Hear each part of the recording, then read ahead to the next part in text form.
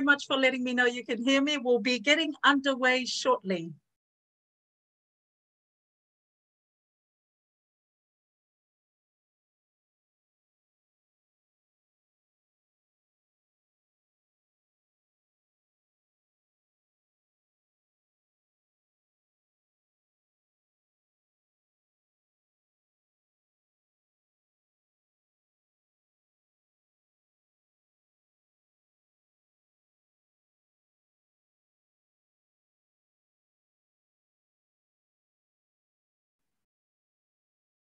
Thank you, Kia ora ana tātou katoa. Nisam Bulavinaka, welcome to the first of our Pacific Islands Forum webinars for 2022. Our Blue Pacific Talanoa webinars for the people were launched 2 years ago.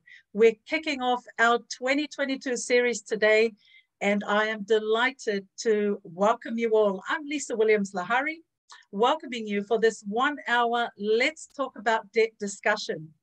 We're going to be looking at Pacific debt sustainability in the face of COVID and climate change. But I'd like to especially welcome the guest speakers joining us virtually today and in Fiji, where we have Ms. Emeline Siale Ilolahia, the Executive Director of Pacific Islands Association of NGOs. She's joining us, as well as George Factafon, Chief Executive of the South Pacific Airlines Organization, our Forum Senior Economic Advisor and Team Leader for Economic Policy, Denton Rarawa, and signing in from the Bangkok offices of the UN Economic and Social Commission for Asia and the Pacific, we have the Acting Section Chief of the Financing for Development Team, Alberto Isgut. Good morning, Alberto. And thank you all to those who have joined us and signed in from around the Pacific and around the globe today for this very special webinar. And before we start, I'd like to invite our Pacific Islands Secretary General, Henry Puna, to open this session with a few words. Over to you, SG. Thank you, Lisa. Nice to hear you and to see you again. Bulavinata, Kia ora, and warm Pacific greetings to you all, and welcome to this webinar. This webinar is focused on an issue that has been on our minds and is still on our minds very much at this point in time: the debt situation facing our region. This is a very important issue for our Forum Island countries as we look at ways and policies to recover from and deal with the impacts of COVID-19 and the ongoing climate challenges. According to debt sustainability assessments by the IMF and World Bank, many of our countries have been assessed at high risk of debt distress. This is a cause for extreme concern going forward, as high debt levels places immense burdens on our members' already limited fiscal space and their resources for development. As we're all aware, two of the key drivers of FIC debts are COVID-19 and climate vulnerability. COVID-19 has destabilized FIC economies, while climate change is the greatest threat facing our region. We all know that our region is highly exposed to disasters such as tropical cyclones, earthquakes, tsunamis, and droughts. And when coupled with the ongoing impacts of COVID-19, our FIC economies are trapped in a continuing cycle of debt, especially in financing the cycle of response and recovery. As a result, debts of Pacific countries continue to mount, placing immense pressures on governments, communities, and families, and perpetuating hardship and, in some cases, poverty. Our members are well aware of the need to address their debt situation to create the fiscal space required to grow their economies and focus on priority areas such as infrastructure, health, and education. This webinar, therefore, is very important for creating awareness on this issue in our region and more importantly, creating space for frank and honest discussions and exchange of ideas on how we can address and overcome this common challenge. Friends, this is timely and necessary in the lead up to the debt conference organized jointly with ESCAP involving our major creditors from the 5th to the 8th April, just next month, with 2 more such webinars scheduled before the debt conference. We're fortunate to have a lineup of eminent panelists to unpack the issues from their respective perspectives. And I believe our people, especially those listening in, will be better informed about debt and related issues right here in our region. I wish you all the very best in your discussions today, and I thank you. Thank you very much, SG. At this point, we're going to start our morning with views from our expert, especially on the cost of keeping planes flying in our Pacific skies and the cost of keeping them on the ground through COVID and closed borders amongst our Pacific destinations and global destinations as well. George Factafon is the Chief Executive of the PASO. He represents all the South Pacific airlines in the region and has been very vocal on the dire situation facing our airlines as COVID shut our international borders down. George, without further ado, over to you. Let's talk about debt. Thank you, Lisa, and good morning, SG and my fellow panelists and all our viewers this morning. It's an honor to be invited to this forum. And as we're talking about debt, I think you couldn't have picked a better industry to talk about it. As you know, the airline industry is a very highly capital intensive sector, and it's often considered to have one of the highest debt equity ratios among other industries. When you look at the cost of airplanes, this is where our capital costs usually come from. You're looking at $26 million for an ATR 42 to a $260 million US for a Airbus 330. This is very highly intensive capital industry. So by necessity, airlines resort to debt financing, particularly airlines in the Pacific Islands, because for obvious reasons, we don't have enough capital. Our shareholders are governments, we must remember that. And they don't have endless funds to support the airlines. So prior to COVID, this had been the practice, not only in the South Pacific, but globally. But in the South Pacific, it is quite important for the subject to be discussing today. The pandemic, however, brought some unprecedented challenges to this debt situation for the airlines. As you know, for more than 2 years now, the airlines have not been earning income. Meanwhile, costs remain. Cost of servicing loans and leasing of these airplanes remain. So over the past 2 years, governments have responded positively to many of the carriers by providing either direct injection of grants or combination of grants and loans, or guarantees for airlines to seek loans from elsewhere. So what we're virtually doing over the past 2 years is to borrow to service loans. So the debt still continues to accumulate. So the question is the debt level for the airline sustainable? The straight answer is no. Unless governments continue to support the airlines, they will struggle. Many of the airlines having had to return aircrafts because they're sitting on the ground doing nothing while they were required to pay for leases. The airlines have, in their own means, exercised measures to reduce costs, even to the extent of laying off staff, reduce working hours, and reduce pay. What's in the immediate horizon? There is some uncertainty as to when recovery will take place. For few Pacific Island states like Fiji, New Caledonia, and French Polynesia, they are beginning to receive tourists. So there's some good news there that at least they will be receiving some income to help offset the debt.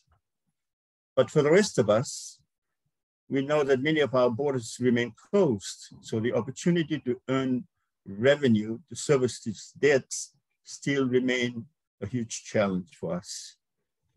So that's the biggest challenge that we have here. We heard from the SG about the high debt risk of many of our Pacific Island states, and coupled with the need to keep airlines compliant in readiness for the recovery, because as we know, air services is vital for the economies of the South Pacific Islands. We are so vastly distant from each other. The use of boats by sea are only for cargo. Nobody travels by sea anymore now. So we need to maintain these airlines. The question for us is, are there any other options available for us to pursue? I think the pandemic has given us the catalyst to review and reform the air transport system in the South Pacific, because very few of the airlines make profit. So in other words, they continue to be subsidized by the governments. And as we know, the pandemic had put a lot of pressure on governments that they need to look after their own citizens, medical, education, infrastructure. So there'll be very little money left to subsidize developments like airlines. So I think there's a need for us and a good opportunity for us to relook at the way we operate, the way we provide air connectivity in the region. And there are opportunities there. We haven't had a look at in a regional context, how we could improve our air connectivity. The last time we looked at it was more than 15 years ago. And I think that it's timely now that we look at that. And maybe during the course of our discussions, we can talk about how we can improve air connectivity. But the question to our debt sustainability for the airlines, I think it's really desperate. We're in a very desperate situation right now. Unless government continue to support the airlines, they will not be able to recover when borders reopen. So I think my 3 minutes is up now. Thank you for the opportunity to open with those remarks. Thank you very much, George, for that very sobering wake-up call, setting the table for our talk about debt today. Just a reminder to everyone, you can comment, share chat and your questions in the chat column that we've provided, and we'll be swinging back to that later when we start the Q&A talanoa. But for now, we'll be heading across Stellan Suva and saying maloelele, a warm maloelele to someone who's at the pinnacle of the civil society activism, not just in the region, but globally via the Pacific Island Association of NGOs. Siale Ilolahia is that civil society leader. She's earned global recognition and awards for her work in this space, now providing the Pacific voices into spaces of climate change, localization of humanitarian aid, of course, the big gender equality and development effectiveness agendas. A host of acronyms familiar to all of us. Siale has been there, done that, and she's here now to provide her perspectives on the debt challenges facing our region. Siale, the floor is yours.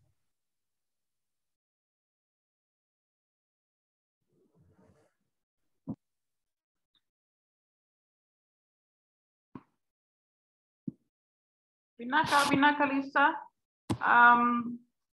Kore peke hupanga hengan pakatapu kai ada ke kawat he proklama ahoni, acknowledging the presence of the SG, my fellow panelists, Lisa, our moderator, and the audience who are listening in virtually from across our Pacific.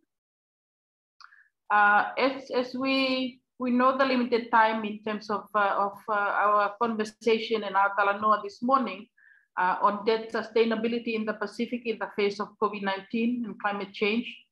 I would like to perhaps just raise one or two key points, but basically based from a human rights lens. As we all know that oftentimes our government and our officials are treating debt sustainability as a technical issue. We often find that civil society are not being seen as has the capacity to be included in some of the conversations around debt in the Pacific, and in particular in our respective countries. But I would like to bring this focus from a human rights lens, perhaps to advocate and to lobby as well for our government officials and those that are making decisions, our policy decision makers, to recognize that civil society do have a role to play in the conversations on how do we deal with debt sustainability, particularly when we are at the point where our Pacific countries are faced with a vicious cycle of overdependence on external debt, taking loans under unfavorable terms as a result of the demand for managing debt, and we see government's budgets are squeezed, public services are privatized, social protection programs are being compromised, and groups who are already marginalized, such as women, children, people with disability, indigenous community, our minority groups, they are the ones that suffer the most. This is evident in many of our Pacific government, with highly dominating budget support from development partners in national budgets. And that's an indication to us that we are in a situation where we need to collectively bring everybody to the table to talk about how can we deal with this. And we all know that when we have government that are highly in debt internationally, external, as well as their capacity to pay back their loans to institutional banks, world banks and others, it does mean that the services that they provide for their people will be compromised, because every loan that we know, the debt has to be paid back. And so for debt servicing, it will come from the same pool of funds that will be supporting the services that are provided for our people, particularly our social protections, our education, our health. And this is where our the COVID-19 bring that to light, that if in the absence of investment in our social protection services, we are now faced with the health pandemic that would require investment. And so where do we draw the balance, in the sense that we know that we have debt, we know that their debt services need to be considered in terms of how we paid back, but at the same time, we also know that some of the key public services that need to go to our people need to be addressed, so that we know that the well-being of our community, the well-being of our people that are mostly the marginalized groups, at the end of the day would be the most affected. In addition to that, that probably can come in at a different time, moderator, because of the time. But I just want to throw in to the conversation that when we are dealing with debt sustainability, it does mean that we have to go further to the global arena and trying to lobby for the government countries that are much bigger than us, that often the criteria that they have for the loan and the contingentiality often seems to be very difficult for us to renegotiate. If COVID-19 brings that opportunity for us to renegotiate the loan and the payment, it will be at a situation where it required everybody, including civil society. How can we lobby for debt cancellation, for example? But we also need to recognize that some of this debt was even within our government before COVID. And so that does mean that we need to look into the public finance management of our national budget at the country level, so that we are not calling to cancel debts, but we continue to incur further debt, that we would have to make sure that we draw the balance from both the end in terms of how we deal with the debt. I'll leave it there, moderator, for further discussions in the Q&A sessions. Malo Opito. Malo Opito Siale for that very strong reminder too on keeping people at the heart of the issues that we debate, with those technical terms and all the high-level theories and ideas. At the end of the day, as you've pointed out, it's about Pacific people and ensuring social protections are not heavily impacted by public debt burdens. So thank you for that reminder. Again, people and listeners tuning in, you can put your questions into the chat. I fully encourage that so that we will have a seamless talanoa coming up. We're going to head now, still in Fiji, to the Secretariat, where we are joined by Denton Rarawa, who brings with him global experience as a Pacific expert on government finance. Denton is the former central bank governor of the Solomon Islands. In his role with the Forum Secretariat, he's bringing policy advice and support to our members and to the senior management team on economic and financial issues confronting the region, such as initiatives for economic recovery from the impacts of COVID-19. Denton's going to be taking us into the world of contingent liabilities, what it is, and some statistics on this area for our part of the world. He regards this term as a bit of an elephant in the room. It's not usually included in the national debt statistics for many of our Pacific countries. So Denton, let's talk about the elephant. Over to you.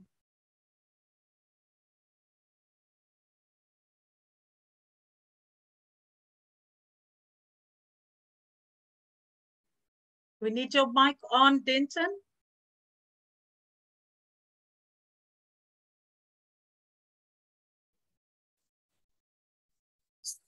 Sorry, moderator. Good morning to you, and also good morning to my fellow panelists and those joining in on this webinar.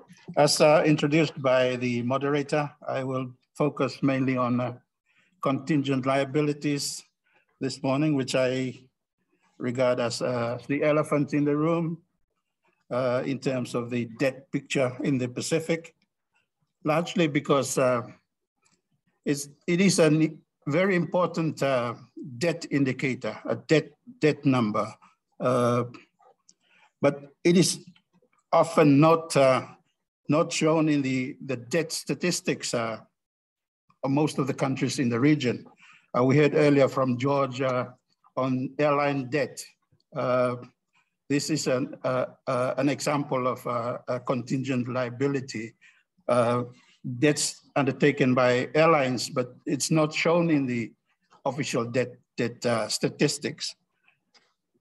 Just by way of a simple definition, contingent liability is a payment obligation that is usually placed on governments that may be called on in the future if some unexpected or uncertain event happens to the debt servicing arrangements that are in place. There are many examples of contingent liabilities, but the most common, the largest in the region, is in the public sector, especially contingent liabilities arising from borrowings by state-owned enterprises that are usually guaranteed by governments. So these are the most common form of contingent liabilities in the region. As we all know, state-owned enterprises play important roles and deliver important services in our economies, especially services in infrastructure like ports and airports, and utilities like power, water, transportation. We heard George talk about the airlines. Also, some SOEs in the region, they venture into commercial activities like banking, oil and gas, tourism, and agriculture. So a lot of these SOEs borrow to finance their capital expenditure, like George was talking about, leasing of planes and that. Unfortunately, most of the SOEs in the region operate on non-commercial terms. Some provide a lot of community service obligations, and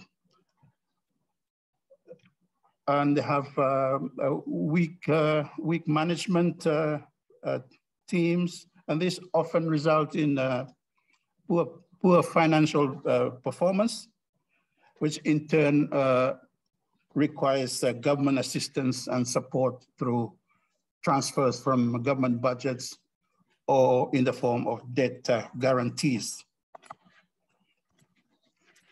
As I said earlier, often contingent liabilities are not included in the debt numbers of countries. And so I believe the debt figures that we put out or are published are not really complete, because they exclude this very important component of debt.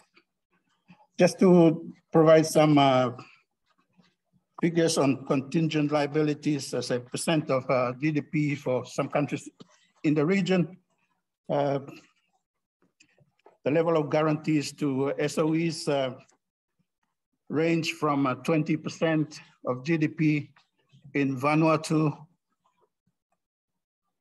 10 to 11% of GDP in FSM, Fiji and Palau, and right down to 0% in Nauru, Solomon Islands, and Niue. So there's a wide range of contingent liabilities in the region.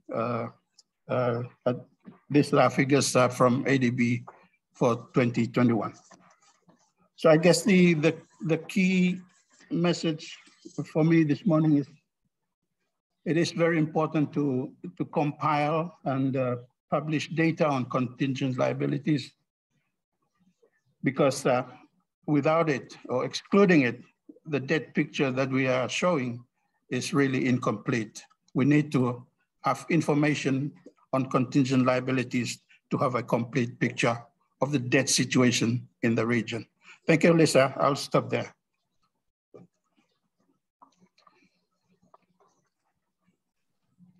Thank you very much, Denton, for that reminder, not just to our governments, but all of us, I guess, in terms of the planning for contingencies and the budgeting that needs to be done around it, the impact of it when it comes to our looming issues with debt distress across the Pacific is indeed a strong one to unpack and investigate. And I'm sure there will be more conversations around the elephant in the room, as you've termed it. Finally, on our panel, we will head across to Bangkok and say hello, Bula Vinaka, to Alberto. Our final panelist is going to provide some context information on the global debt situation and specific challenges of small island developing states. He'll touch on the growing interest in debt for climate swaps their role in reducing debt, as well as providing climate finance. Now, that's on the agenda of a Pacific workshop coming up next week, so stay tuned on that one. ISCOT brings a great knowledge of debt restructuring issues in general. And on that note, I'm just going to throw the floor to you, Alberto, it's yours. And then from there to Talanoa time. Thank you. Thank you so much, Lisa, and thank you very much, peace colleagues, for having me. It's a real honor to be here. It's a very ambitious agenda for just 3 minutes, but I'll try to do my best on this. Regarding the global context, we have this discussion already by the Secretary General about the impact of COVID in increasing debt. This is a global phenomenon. It's not only in the Pacific. All countries in the world were faced with, extraordinary fiscal expenses, and fiscal revenues also contracted because of the impact of the pandemic on economic activity. So it is a global phenomenon, and probably most countries resorted to get more public debt to finance these growing fiscal deficits. But one important point to notice is that the increase in debt across countries has been very heterogeneous, depending on the access to debt. So it's not the same across countries. Developed countries, the richer countries, are the ones who increase the most. The exposure to debt, the debt to GDP ratio increased by 18 percentage points between 2019 and 2020. Middle income countries and small island developing states increase in the range of 9 to 11%, so rough in the middle, but lower income countries and these developed countries increase their debt only 6 percentage points because they have less access to finance. Regarding some specific characteristics of the Pacific that are important to mention, one is the reliance on tourism, the tourism and travel industry. We already heard from George about the impact on the airline industry. So this has had a tremendous impact in many countries, especially the countries that rely more heavily in tourism, like Fiji, Palau, Samoa, Tonga, and Vanuatu. So this created even, bigger contractions in GDP and increases in fiscal deficit for these countries. Another point that was mentioned by the Secretary General that is quite important is the vulnerabilities of the Pacific to climate change and to weather events and natural disasters. It has been estimated globally that both the Pacific and the Caribbean, the cost of the disasters, prorated on an annual basis, is like 2 to 3% of the GDP. So, and when it's a big disaster, like an example could be a cyclone Pan in Tuvalu in 2015, the impact on the economy can be extremely large. In the case of Tuvalu, was 3% of the GDP in 2015. So the point is that, it was mentioned also at the beginning that the debt sustainability analysis of the World Bank and the IMF include a lot of countries in the Pacific that are at very high risk of debt distress. But it is important to understand that when they do this analysis, they factor in the probability of disasters. So countries that are more prone to disasters or smaller and weaker economies, they are an extra risk factor, even though the debt to GDP ratio might not be very, very large. So for example, if you look at the data, the Federated States of Micronesia, Marshall Islands, and Tuvalu currently are assessed as high risk of debt distress, but the public debt to GDP ratios are under 25%. But on the other hand, you have the case of Vanuatu that is addressed at a moderate risk of debt distress, but the debt to GDP ratio is higher at 44% in 2020. So it's important to understand that the risk of debt distress is not only related to the public debt to GDP ratio, but there are many other factors that are included, particularly the impact of disasters. At the global level, there has been basically 3 or 4 issues that are in the agenda regarding debt. One of them is related to what Denton mentioned, the issue of debt management, improving debt management. This is a long agenda. It has been, in the global agenda for a while. At the beginning of, when was that? Around 2012, the UNCTAD proposed, issued principles of prudent principles of prudent lending and borrowing, right? The responsibilities are joint, and not just the borrowers. They have to be, prudent, but the lenders also have a responsibility in ensuring that the borrowers don't go beyond their means, right? So this agenda is still there. There has not been a lot of progress, but this is one of the issues that is being discussed globally. Another issue is the issue of debt restructuring. There has been a new proposal by the G20 to create a common framework for debt restructuring, including both private and public creditors. But the progress has been, very, very moderate, and there are only 3 countries globally that have applied, and there's still no resolution in any of these cases. And finally, there are also some discussions of novel instruments, and one of them is debt for climate swaps, which will be the topic of next week's workshop. So I don't want to talk too much because it's a rather technical issue, but in a nutshell, this is a mechanism that allows to reduce debt and at the same time to create fiscal space specifically for climate action investments, right? If you wish in the Q&A, I can provide more details if there is interest, but we believe that this is an important mechanism. It's not a panacea. It's not a country that has a major debt problem and needs a restructuring. Debt for climate swaps are not going to solve the problem, but it can provide, nonetheless, useful financial resources for countries that need those resources, and at the same time reduce a little bit the debt, which is an important also goal. So I will stop here. I don't want to exceed my time. So thank you so much for the opportunity again.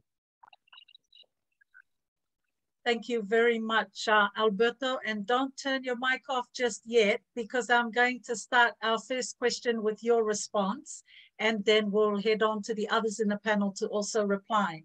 So within the chat, we are asking about the sustainable level of debt and what it is. What does it mean for debt of countries in the Pacific compared to other countries like Japan, USA, where debt in itself is not bad, and more of the extent of the debt, how borrowed money is invested, and the repayment plans that are possible or can be negotiated. So your views, please, starting with you, Alberto. Yeah, no, thank you. That's a very good question. Yeah, there is a enormous disparity across countries on the ability to get more debt, to get more debt financing. An extreme will be the United States, because the debt that they issue is in the same currency of the country. So they shouldn't have any problem at all to pay back the debt, because they can issue or print more US dollars. It's not a problem for the US. Other developed countries, which are highly engaged in the global capital markets, Japan, for example, they also don't have problems. They have a large investor base, both domestically and internationally, that are going to purchase additional security from the government if needed, right? That's why the debt to GDP ratio increased so much in the developed countries. But when you come down to developing countries, the situation becomes a little more mixed. There are some developing countries that are called emerging markets, emerging market countries that have access to capital markets. And some of them have been able to refinance their debt and to issue more debt at very convenient and very good interest rates. A case in point would be perhaps Indonesia, Thailand, in Southeast Asia. They managed to issue a lot of new debt at a very good terms. But you go down to countries that are not so familiar, investors are not so familiar with these countries. For example, Maldives could be an example. They also managed to access the capital markets. They issue a so-called sukuk, an Islamic bond, And they were successful in raising money and solving the fiscal problem temporarily, but at a very high interest rate, right? So it's the sustainability can be an issue, right? And then there are countries that are much more constrained, that I don't have that access, or there are new countries that have not been in the capital markets. Most countries in Asia and the Pacific are in that category, right? Now, in the case of the Pacific, there is a favorable aspect, is that the Pacific countries receive a lot of ODA.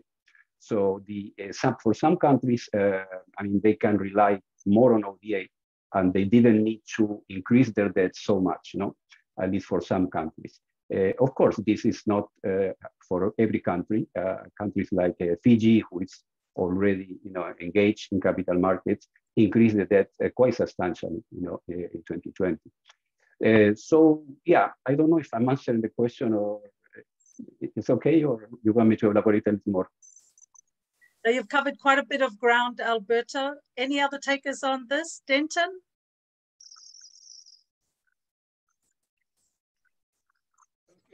Thank you, Lisa. My view is that that sustainability is means debt is can be a good thing, but you have to repay it. If you are able to repay the debt and at the same time use the proceeds of that debt for useful purposes, like investing in infrastructure, for example, in productive activities, then it will pay for itself. But sustainability means your ability to service your debt, but also have resources to finance your development aspirations, development objectives. Yeah, and the higher the debt you incur, the higher the debt servicing cost becomes, and that for small island countries with more debt servicing costs, there's less for development purposes. So it's important to have sustainable debt levels. Thank you, Lisa. Thank you, Denton. George, Emmeline, can you wave out if you want to provide some input on that, or we'll head to the next question? No, all good. So the next question relates to the airlines, and it's about costs and expenses. Sorry, Emmeline, I will give you the floor. Sorry, I didn't see you. Thank you. Sorry, just a quick one relating to the questions in terms of the level of sustainable level of debt. In the concept note of this Talanoa sessions, there was a reference made to IMF and World Bank assessment of our Pacific countries in terms of their level of debts. And apparently in that assessment tool that they're using, all our Pacific countries are high. High means in risk in terms of our capacity to pay back our loans, our existing debts. So I know our technical people might provide more information on that in the debt conference that we're coming up. But I think I just want to throw that in response to the question. Our level, very high risk. Rinaka, Lisa. Thank you, George. Yeah, I think as far as the airlines are concerned, debt is very necessary. Without debt, the airlines couldn't survive, because we don't have the capital to fund our growth and even our normal daily operations. I think the issue here is the management of debt, but even before that, doing a proper evaluation before you go into debt to make sure that you have the necessary means to repay the debt. I think that's a challenge for the airlines. In other words, you have to do a proper feasibility study before you buy airplanes. Make sure they are the most suitable airplane for the routes you want to fly them. and to make sure that you have the market to support those new airplanes. I think this is the issue as far as debt management or sustainability for the airlines. Thank you, John. George, keep your mic on because we're still going to continue that question that was posed earlier on in the chat, where, you know, the body that you are with has actually been reviewing the state of play from day one and reminding us all how dire it is. So what have we got moving forward in 2022? What strategies are we proposing or sharing or pushing out there? What needs to be done? Well, I think governments will need to continue to support the airlines during the hibernation. We're still in hibernation in the Pacific because most of our island states are still closed. The borders are still closed. But we need to focus more on the future. And I think this is what I wanted to talk about, the future. I see a note there from PRIF, from Jane. We've been working with PRIF for the last 2 years, looking at the post-pandemic strategy for air connectivity. Last year during the aviation ministers meeting, we put forward a proposal seeking the government's endorsement to review air connectivity within the islands. We believe the COVID has given us the catalyst to look at it because we know how COVID had affected us and the debt that we've inherited because of COVID, how it's going to be repaid. It's going to be a big challenge. So I think we need to look at the future. How can we reduce the burden of supporting individual airlines in the Pacific and see how best we could use our limited resources to improve air connectivity. And this way we're doing something differently. Previous studies have virtually focused on airlines. And I think that, and it had not worked. We've had between 1978 and 2006, we had 13 regional studies, air transport studies already. None of them had resulted in a positive outcome for states to pick up and run with them. And that's why we are still operating the way we have been operating for years. And my personal view is that countries are saying we need air transport, we need airlines to operate this for us. Until someone comes up with a viable alternative, we will continue to operate our airlines, even though we know that they are not profitable. So this is the challenge for organizations like ourselves and donor agencies. I think one of the problems we've had in the past is that this type of studies have been donor-driven without real ownership from the recipients. And I think this is where it failed, because you need to involve the recipients who, by the way, know more about their problems than anybody else. So what we need is to have expertise work with us to find solutions to our air transport ills. So in that ministerial meeting, the ministers endorsed our paper. We have been working with PRIF, who is on the line, who's on this chat today. And they're in the process of finalizing a consultancy that we will work together with them to look at the air connectivity as a system rather than individual airlines, and to come up with the most practical, feasible, economically viable, sustainable system for us, and then we can run from there. I think that's the way we should look at it. We recognize that the debt situation will remain with us. Airlines need money to recover, but we're looking more of a medium to long-term solution. There's nothing we can do immediately now to solve the debt problem other than to support the airlines to make sure they can provide the services needed when borders reopen. I noticed there is something on the chat about fixed cost. Yes, there's a lot of fixed cost in the airlines, and there's very little you can do about it.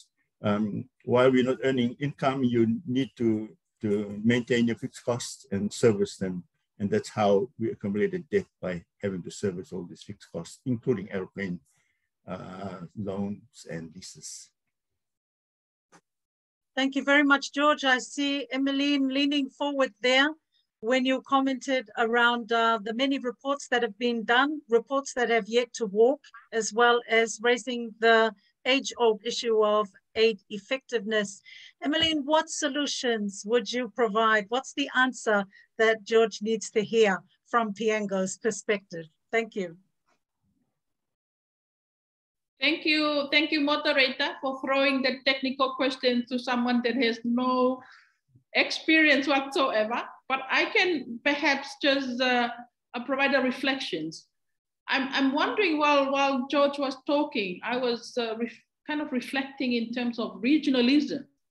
You know, before we used to have just like one airline for the rest of the Pacific to operate, and the cost sharing could be something that the COVID is providing us with that opportunity of us revisiting our regionalism in the fact that it could be around the services that we provided for our Pacific community that it can be in a cost sharing with all of our Pacific communities in a way that it can be sustainable, but at the same time it can elevate the debt burden.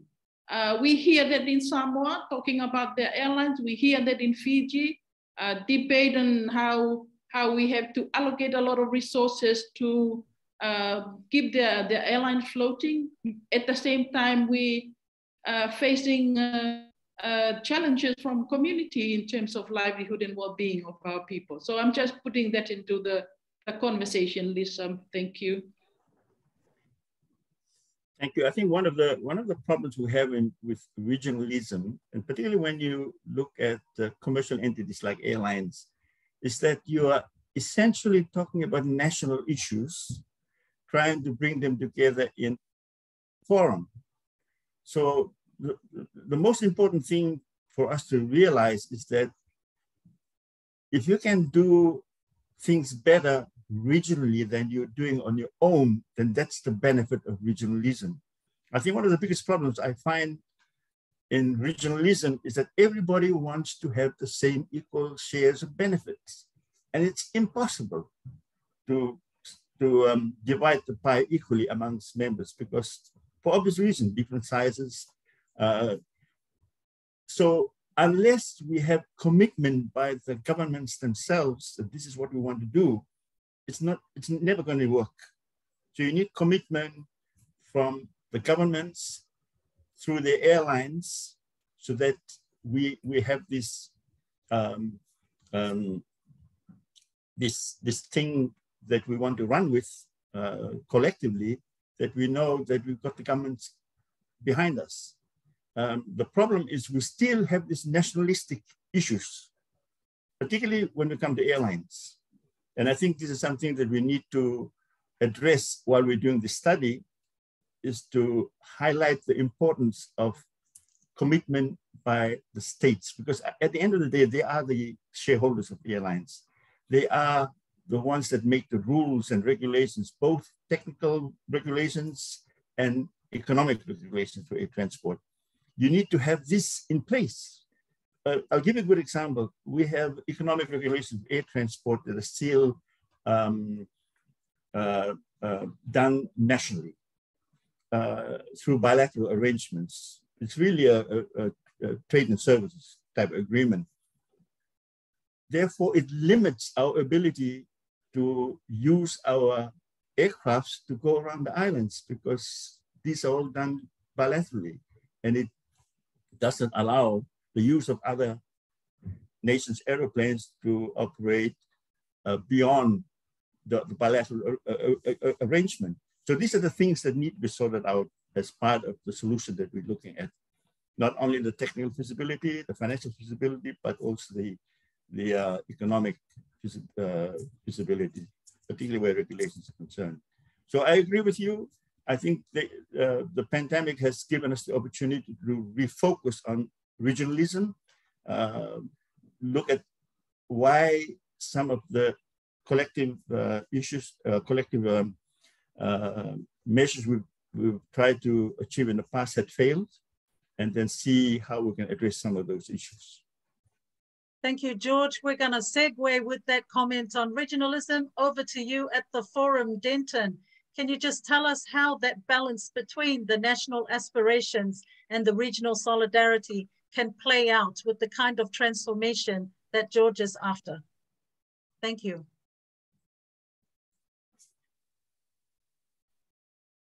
Thank you, Lisa. Of course, the issues at the national level are critical or important for regionalism as well.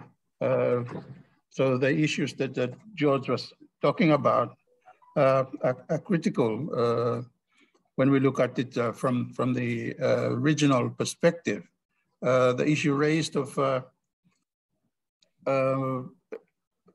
a regional airline that we have already, well, experienced of this experience of that in the past is an issue that is important.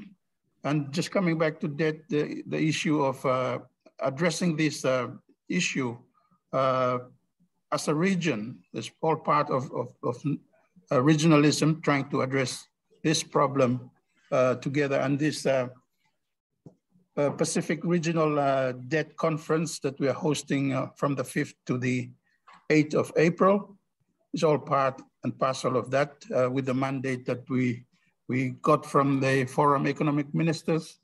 We will look at this issue, the issue of debt, together as a group of debtors sitting around the same table with our creditors, and hopefully discussing, coming up with options to address the debt situation facing our country. So this is an example of regionalism, trying to address a particular problem or issue that's faced by our respective different countries at the national level, but we're trying to find solutions in terms of a regional approach.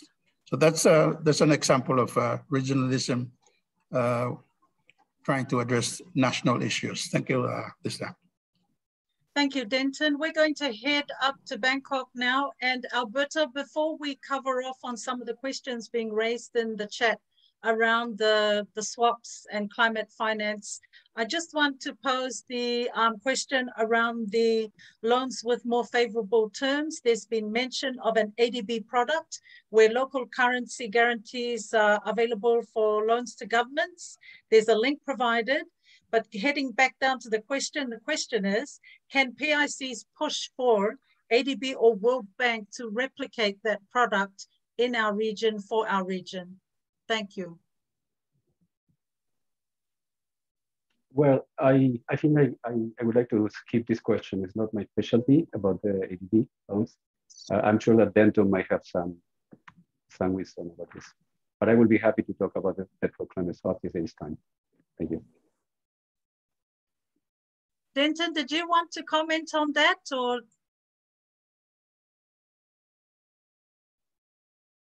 Just to say that I mentioned this regional debt conference that we are hosting in a couple of weeks' time.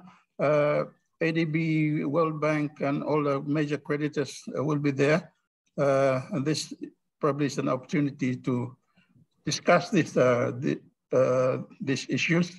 What products are there? There's a session on innovative instruments, products. That is where this debt for climate swap instrument will be discussed. And hopefully our creditors will come on board and we work together to resolve the debt issue facing our region. Thank you. We'll swing it back to Alberto then on the debt for climate swap conversation.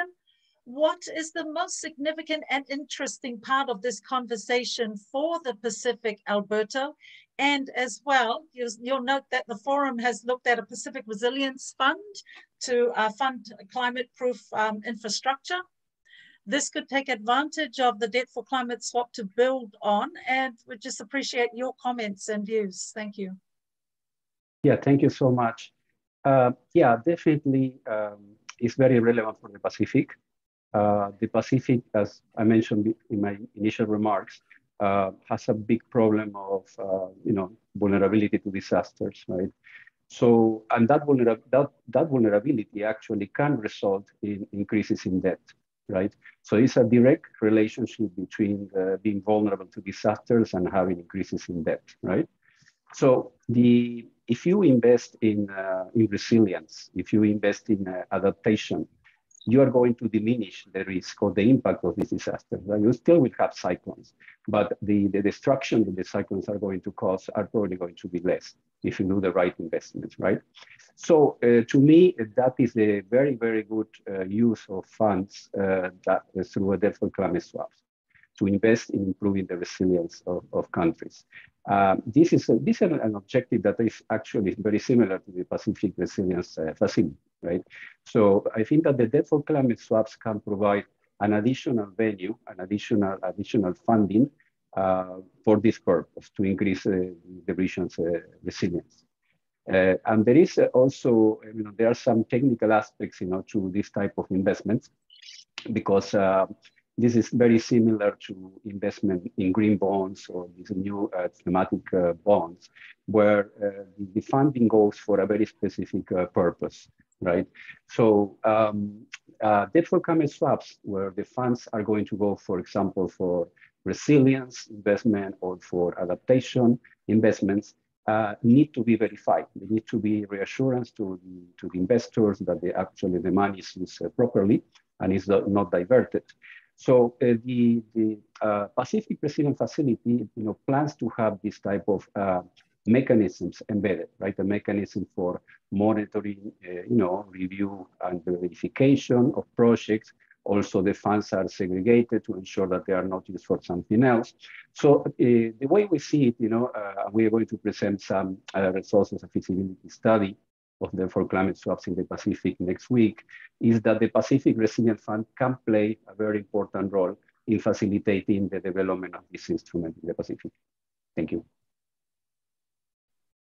Thank you, Alberto. Just continuing on the climate swaps as an opportunity to address public debt and debt distress. There's also mention, and it touches very lightly too, on the need for innovation. Where is the innovation going to come from? Because just with climate swaps, you're kind of putting all your eggs in one basket. What else can we put into that basket? And that question will roll through all of you. Thank you. Yeah, I would say when it comes to debt for climate swaps, right, it's basically a sovereign decision of the countries who want to engage in this instrument to decide what uses of funds they want, right? Normally, you would expect that the use of the funds will be linked to nationally determined contributions, under the Paris Agreement. They can be linked to national development plans, right? So it has to be something that countries really want to implement. And there has to be some good pipeline of projects that can be implemented as soon as the money becomes available. So I would say that the innovation will be basically a national decision. And I think that the opportunity is really to invest in resilience, in adaptation, in this type of very, very important investment for the Pacific. Thank you. Thank you, Alberto. Team, this is the wrap-up question as well, in terms of the innovation that we are seeking to help our countries address public debt and debt distress. Over to you, George. I think the management of debt is critical as far as the airlines are concerned. We need to make sure that before we go into debt, that we have the necessary information to make that debt recovery realized. I think that's one of the biggest problems in the airlines, is that the poor planning. Because when you invest in an airplane, which costs so much money, it's a long-term investment. So you need to make sure that you have the right airplane and the right traffic forecast to make sure that you earn enough money to repay your debt. So I think that the airline's debt management, start right from the beginning, before you buy an airplane, to having it operated and then making sure that you service the debt. An interesting thing about climate fund, I think the airlines could also consider looking at that too, with fuel and also with solar for our own operations. I think at airports it can be very useful rather than depending on fossil fuel for our equipment and even providing power for the airports.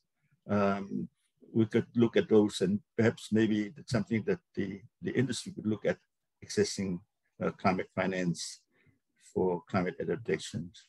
Thank you. Thank you, George. Over to you, Siale. Final takeaways and one moment of innovation that we need to include in that basket. Naka, Lisa. I think the takeaway for me, Brenton had touched a little bit earlier on making sure that that the debt information are available to citizens. So they are part and parcel of, don't treat this whole debt issue as a technical issue. Simplify it and make it available to citizens and civil society, so they are able to hold our officials accountable. Because debt has a mutual reinforcing relationship between debt and how our household debt are related. Because it will end up at the space where only people that will afford services will continue to live a fruitful life, and those of us that can't afford that will incur household debts, loan from banks and all that. So we need to bring people, be transparent in this whole process and accountable, and civil society need to be part of that puzzle. Thank you, Lisa. Malo Pito Siale. And rounding it back to the forum, Denton, last remarks and final word on innovation.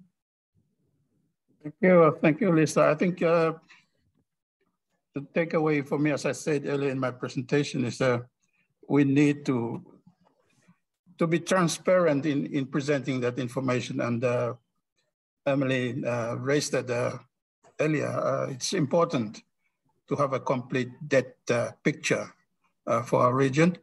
And in terms of innovation, one of the areas that is being looked at is in terms of a multidimensional vulnerability index. I think the UN spearheading work on this. This is important because when assessing debt or issues surrounding debt, at the moment, the focus is on GDP and ability of the economy to produce this output. But also very important are other factors out there, and vulnerability, as we understand, is an important issue. And the inclusion of vulnerability, especially in our region, to climate change, the inclusion of vulnerability in the index is very important. And this is an area that's a lot of work is being put into. Thank you, Lisa.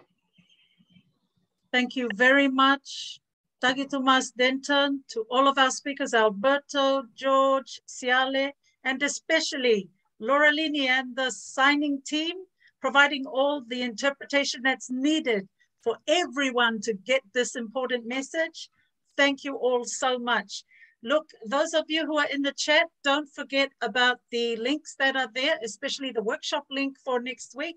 Sign in, register, and let's continue this wave of discussion, dialogue, and Blue Pacific Talanoa. From me to you, we'll catch up next time, next wave, and see you all. Ka kite.